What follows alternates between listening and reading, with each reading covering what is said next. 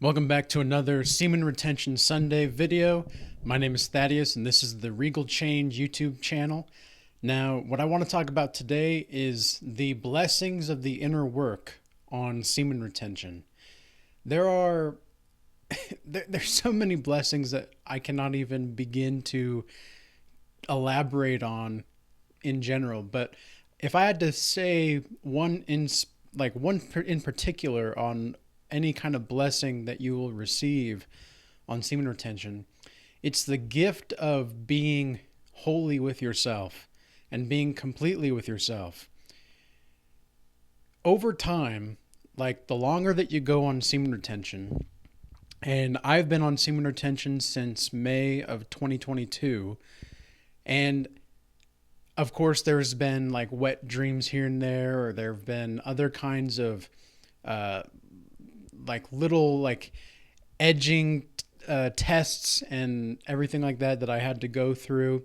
But this is part of the purification process, and I'm pleased to say that I'm to the point to where I know when I'm giving too much of my energy away, and I know when I'm not actively trying to transmute that energy enough. Over time, you can just feel your own energy a little bit more deeply, to the point to where it's not even going to be an issue for you to notice these kinds of things.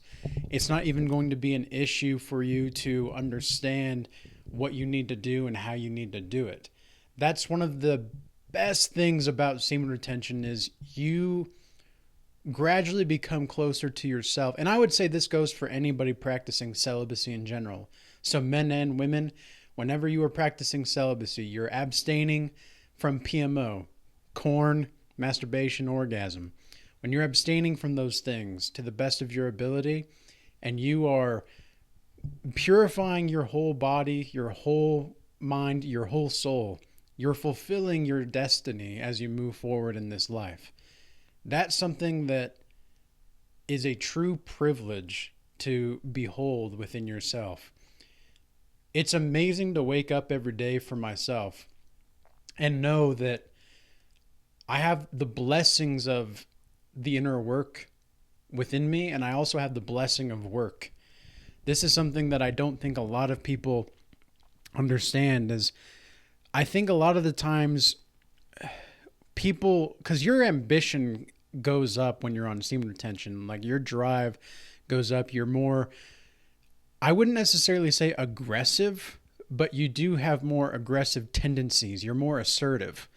And it's not necessarily that you were actually like wanting to be aggressive. You just have the testosterone. Specifically as a man, you have the testosterone, and it's just building up. So you can you can really go out there and get shit done.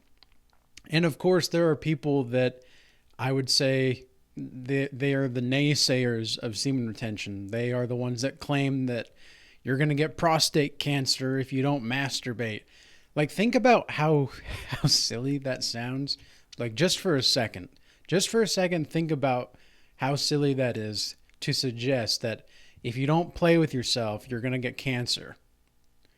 That that in of itself is just, that sounds like a tool of the Matrix in general, right? Just at first hand, it's almost like, oh well, if you don't have a drink once in a while, you're not going to be healthy. Like, that doesn't make any sense. Well, if you don't smoke once in a while, you're not going to be able to breathe. Like, what? Well, if you don't have like candy or cake or brownies once in a while, you're not going to be able to digest your food. That's silly. That's super silly. And nobody would ever take that seriously. So why do we take it so seriously when when we hear in our society, well, if you don't play with yourself, you're going to get cancer? Well, here I am, nearly 2 years later now, like 1 year and 8 months, something like that. Yeah, 1 year and 8 months, almost to the day. And I've never been more fit. I've never been more emotionally healthy. I've never been more spiritually attuned to myself. And I've never been more financially stable in my in life. So I am living proof of this practice, this no fap practice, whatever you want to call it. And the blessings, I'm not just saying that to like say it. I truly, genuinely mean that. If it wasn't for this blessing, because semen retention is a gift from God, this is something that we don't really understand, and we underestimate the value of. We underestimate, as a society that is, we underestimate the value of celibacy because we live in such a provocative place and just a promiscuous place where sex is advertised to you everywhere you go. And it's almost like if you don't participate in the degeneracy, you are someone that's weird. And I've had people, like I've had some of the weirdest reactions from people in my community when they find out that I'm actually not like a player, or I'm actually not like dating whoever wants me. And because some of these people that I've known for 5+ years or 5 years now where I'm living, they knew me when I was nearly 200 pounds like 3 years ago. And so now that I've lost the weight and I've made myself a better version of myself, etc., and they're almost like surprised that I'm not reaping the rewards, in their words, not reaping the rewards of like being a healthy individual. And it's like, well, I wouldn't be a healthy individual if I was doing those degenerate things. I wouldn't be a healthy individual if I was participating in degeneracy. So no, I'm not going to participate in degeneracy. I'm not going to just be open to any woman that throws herself my way. And you'll find this on semen retention as well.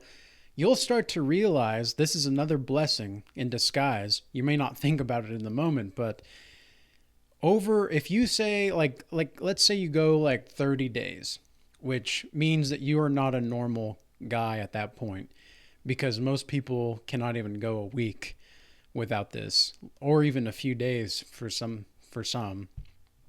But it's like, imagine you go for 30 days and you look back at your ex or whatever, and she now wants you back. And you look at her and you realize all of the things that you didn't see before, because now you're thinking more with your actual mind. Because men think and then they feel, right? And then women, they don't think before they feel. That's not how women operate. But men are so visual that sometimes whenever we're like stuck in lust, we're feeling before we're thinking. And that's not a good thing for us men. So we're going to be thinking more than we're feeling. And so we'll look at this woman, this ex, at 30 days, and you'll think to yourself, holy crap, what was I thinking? It's almost like post-nut clarity, but instead of post-nut clarity, it's holding in clarity. I don't know. You guys get what I'm saying, though. You're retaining clarity. Let's call it that. Retaining clarity. That's just kind of funny to think about, but it's true. You get this kind of retaining clarity. And so now all of these women that you thought that you wanted, well, all of a sudden you see them for who they really are. And you're like, oh, you know what? Maybe this isn't really the best thing for me. And that's another blessing that you get. You actually start thinking from your own mental point of origin. So many times men that are in our society are taught to be in service to others, in service to others, in service to others, in service to others. While that's an okay thing on the surface, it's not necessarily going to be very helpful for you in the long run if you're always thinking about serving other people before yourself.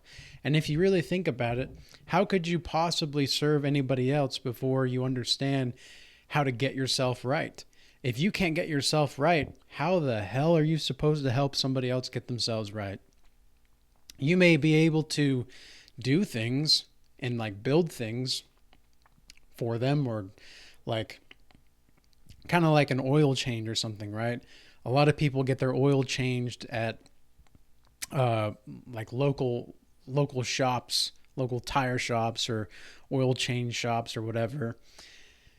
And they're doing a service, and so they're making the livelihood of this person providing, or the person seeking the service, they're making their life a little bit easier, because obviously if you didn't get your tires rotated or your oil change or your filters exchanged or whatever it is, obviously sooner or later something's going to happen to the vehicle that you're in, so you've got to maintain that. So the other person's providing a service for you. Well, semen retention is, you're naturally doing that internally on your own. You're naturally changing your own oil. You're naturally changing and rotating your own tires. You're changing the brakes. You are cleaning up the engine. You're making sure that everything's running smoothly. You're just a lot more clean naturally when you're practicing semen retention. And so now you have something to offer now, just by being who you are, this pure sense of being. And so now people of all kinds are going to want to talk to you. You might find yourself, for some reason, you might find yourself having people of all over the place in your community or your area or wherever you're going just start randomly talking to you. They just start telling you things. You just, like, because they just feel comfortable around you. It's almost like they feel your energy, and it's a strong energy, but it's also like a very light energy that you have.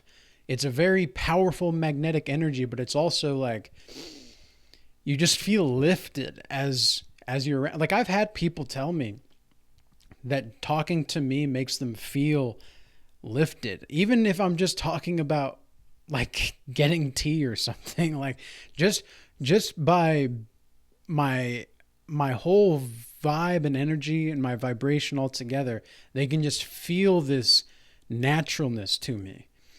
And so this is exactly what's going to be happening to you. Another blessing of the inner work that you're going to be fulfilled by is you're going to be learning how to maintain your own emotions and regulate your own emotions healthily. Why? Because you're abstaining from the dopamine hits, you're abstaining from edging.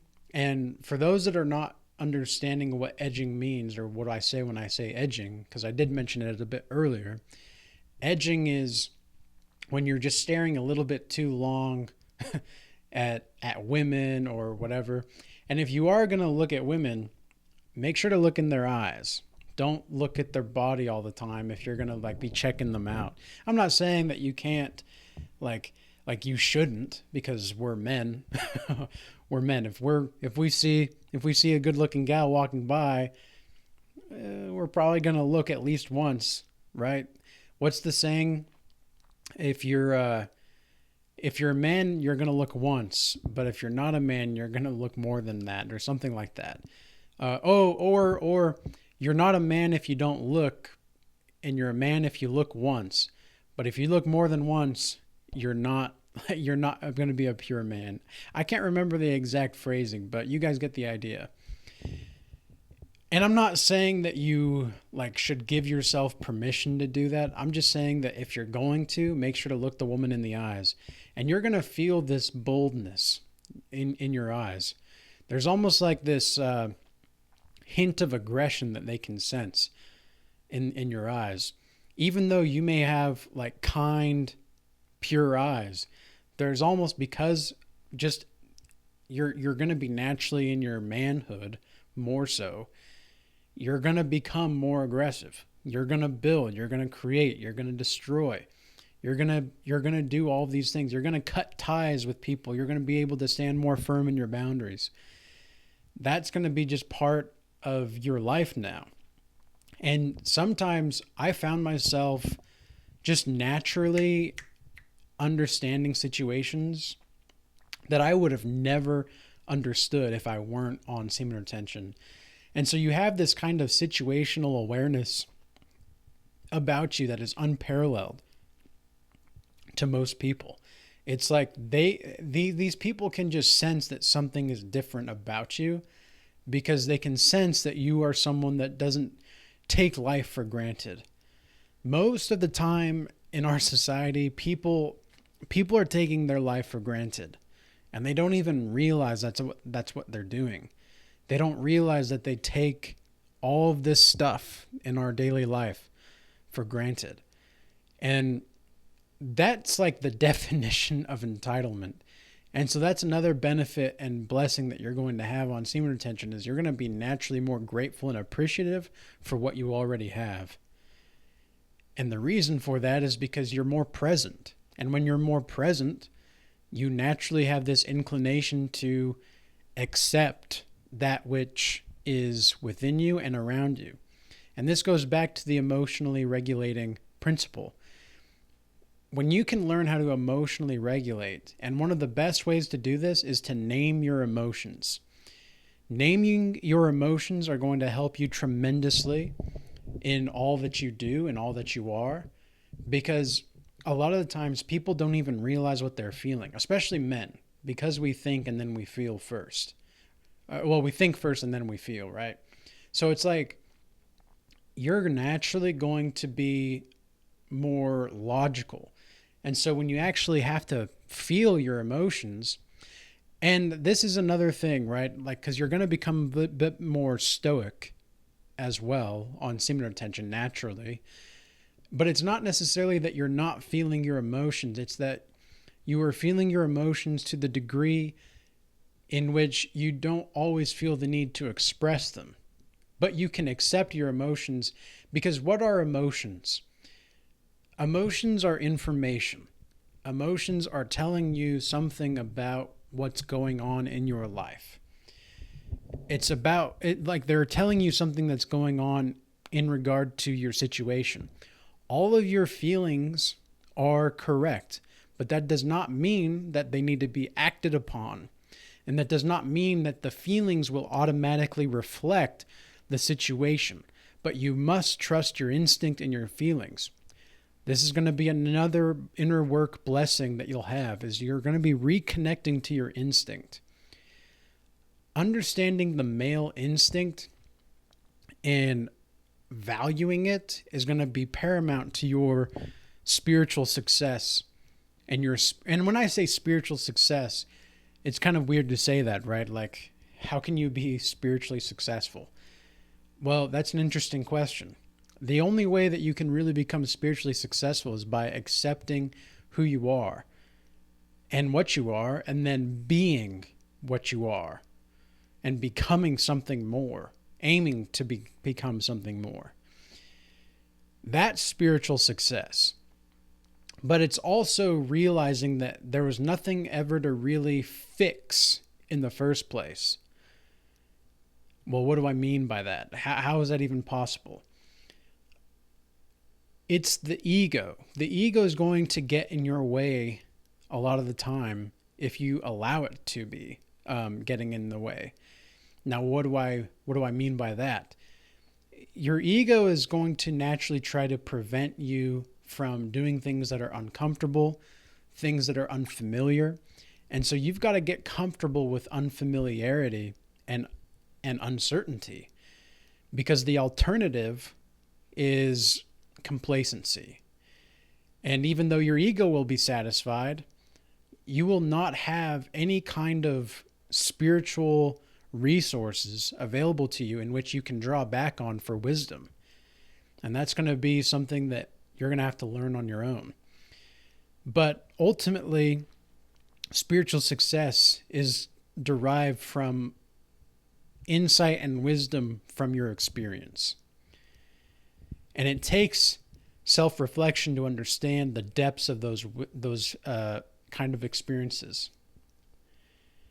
And that takes courage. It takes the ability to see adversity and to face it and to accept that you're going to have adversity. It's not the funnest thing in the world. No, very much not.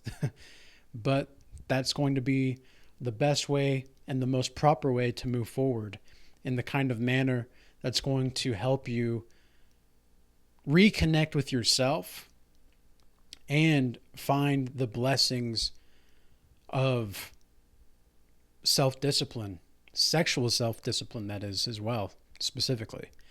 So I hope this message was useful and insightful. And until next time, peace be with you.